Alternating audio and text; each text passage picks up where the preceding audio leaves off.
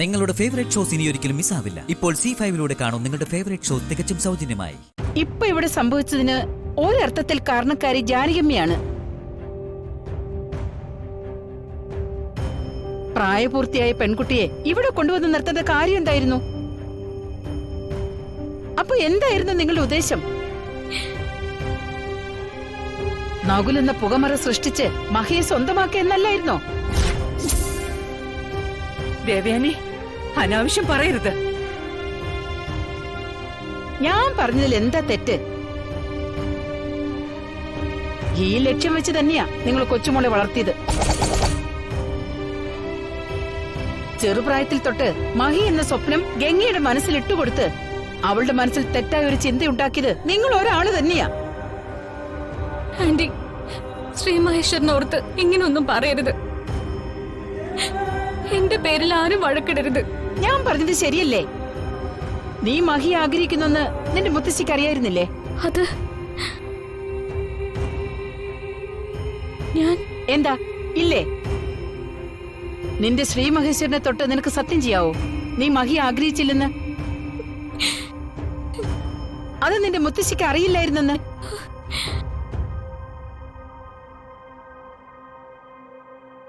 കണ്ടോ കണ്ടോ, അവള് പരിങ്ങുന്ന കണ്ടോ? അതിനർത്ഥം എന്താ? അതെ, എനിക്ക് ഈ സംഭവിച്ചതിന്റെ എല്ലാ ഉത്തരവാദിത്വം ഇവളുടെ മുത്തശ്ശിക്കും ഉണ്ട്. അതെ, എന്നിട്ടൊന്നും അറിയാത്ത പോലെ നാടകം കളിച്ചു. എന്നിട്ട് എല്ലാ കുറ്റവും മഹിയുടെ തലയിൽ കെട്ടിവെച്ച് നല്ലവരാകാൻ ശ്രമിക്കുന്നു. ദേവയാനി, ഇനി ഒരക്ഷരം നീ മിണ്ടരുത്.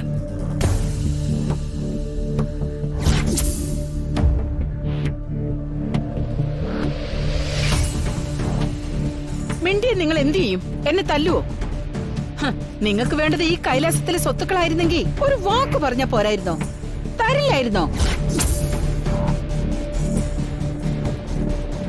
അല്ലാതെ കൊച്ചുമകളെ കൊണ്ട് കൈലാസത്തിലെ പയ്യനെ വശീകരിക്കേണ്ട കാര്യമുണ്ടായിരുന്നോ?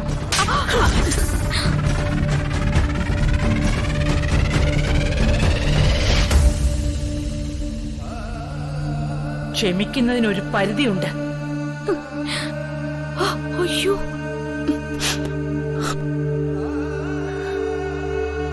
ഇനി ഒരു നിമിഷം ഞാൻ ഇവിടെ നിൽക്കില്ല.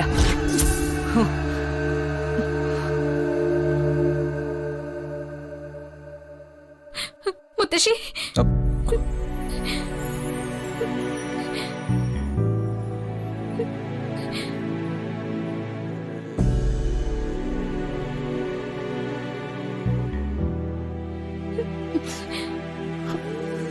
മോനെ മഹി, നീ ഇത് കണ്ടില്ലേ? നിനക്ക് വേണ്ടി സംസാരിച്ചതിനാ അവരെന്നെ തല്ലിയത്.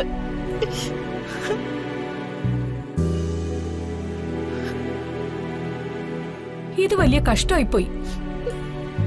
ഈ കൈലാസത്തിലെ രാജ്ഞിയല്ലേ നാത്തൂൻ? ആ നാത്തൂനെ തല്ലാൻ മാത്രം അഹങ്കാരം അവർക്ക് എങ്ങനെയുണ്ടായി? അതും ഈ കുടുംബത്തിന്റെ ഔദാര്യത്തിൽ കഴിഞ്ഞോണ്ട്. എല്ലാത്തിനും കാരണം ഇവളാ. ഇനി കൈലാസം ഭരിക്കുന്നത് ഇവളാവോന്ന് അവർക്കറിയാം. അതോ അവരിങ്ങനെയൊക്കെ കാണിച്ചത്. അയ്യോ, അങ്ങനെയൊന്നും പറയരുത് മുത്തശ്ശി. അപ്പോഴത്തെ വിഷമത്തിൽ അറിയാതെ ചെയ്തു പോയതാ.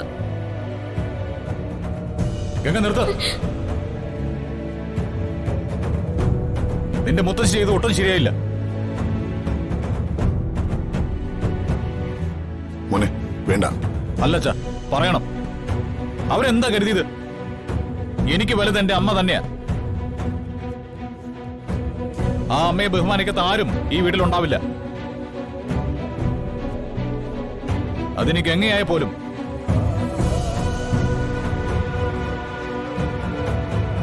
മഹേട്ടൻ, ഞാൻ മിണ്ടരുത് നീ. നിന്റെ മുത്തശ്ശി അമ്മയോട് ഇത്രയൊക്കെ പറഞ്ഞപ്പോ എവിടെയായിരുന്നു നിന്റെ നാവ്? എന്നിട്ട് നീ അവരെ എന്തിനാ ന്യായീകരിക്കാൻ നോക്കുന്നത്? എന്റെ ശ്രീ മഹേശ്വര, ഇവിടെ എന്തൊക്കെയാ സംഭവിക്കുന്നത്? ഞാൻ ജീവന് തുല്യം സ്നേഹിക്കുന്ന മഹേട്ടൻ ഇപ്പൊ എല്ലാവരുടെയും മുന്നിൽ വെച്ച് എന്നോട് ദേഷ്യപ്പെട്ടു. ഞാൻ പറഞ്ഞതില് എന്തെങ്കിലും തെറ്റുണ്ടായിരുന്നോ ഭഗവാനെ? മഹേട്ടന്റെ അമ്മ പറഞ്ഞതെല്ലാം കേട്ടിട്ട് മഹേട്ടനെ എതിർത്തൊന്നും പറഞ്ഞില്ലല്ലോ. മുത്തശ്ശിയുടെ സ്ഥാനത്ത് ആരായിരുന്നാലും അങ്ങനെയല്ലേ പ്രതികരിക്കുള്ളൂ. ഞാനത് പറഞ്ഞതിനല്ലേ എന്നോട് ദേഷ്യപ്പെട്ടത്, എല്ലാവരുടെയും മുന്നിൽ വെച്ച് എന്നെ വഴക്ക് പറഞ്ഞത്. ഈ ജീവിതത്തില് ഇനി ഞാൻ എന്തെല്ലാം അനുഭവിക്കേണ്ടി വരും.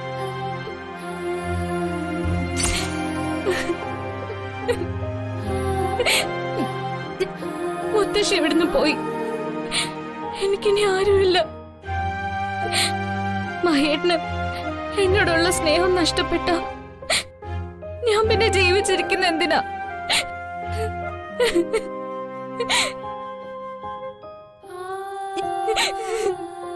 അരുത് ഗംഗേ, നീ അങ്ങനെ ചിന്തിക്കരുത്. മഹിയേട്ടൻ അപ്പോഴത്തെ ദേഷ്യത്തിന് പറഞ്ഞതല്ലേ, നീ അതൊന്നും കാര്യമാക്കണ്ട.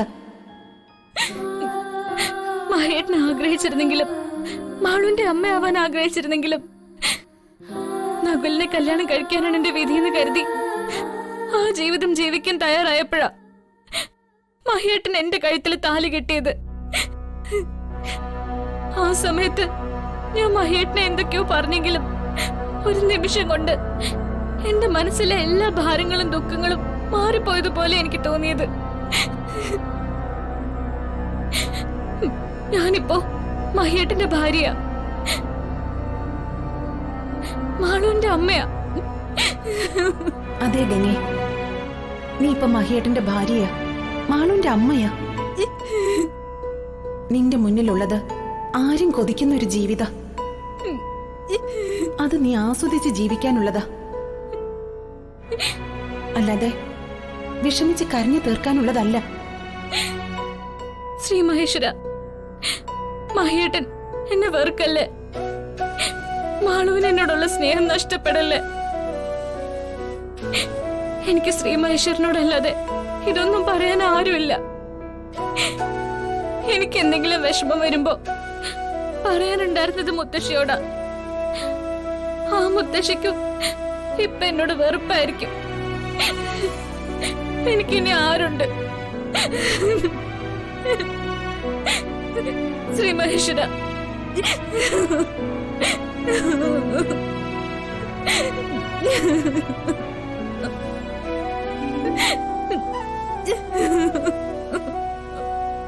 നിന്നെ സ്നേഹിക്കുന്ന ആരും നിന്നെ വിട്ടു പോവില്ല ഗംഗേ. അവരെയെല്ലാം ഞാൻ നിന്നിലേക്ക് എത്തിക്കും. നിന്റെ മനസ്സ് വിഷമിക്കാൻ ഞാൻ സമ്മതിക്കില്ല. നിനക്കും മഹിയേട്ടനും മാളുവിനും കാവലായി എന്നും ഞാനുണ്ടാവും. നിങ്ങളുടെ സന്തോഷം ഇല്ലാതാക്കാൻ ശ്രമിക്കുന്നവരെ ഞാൻ തടയും.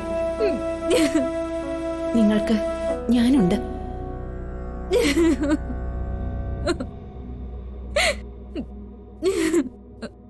ഡൗൺലോഡ് ചെയ്യൂ C5 ആപ്പ്. കാണൂ എല്ലാ എപ്പിസോഡുകളും സൗജന്യമായി.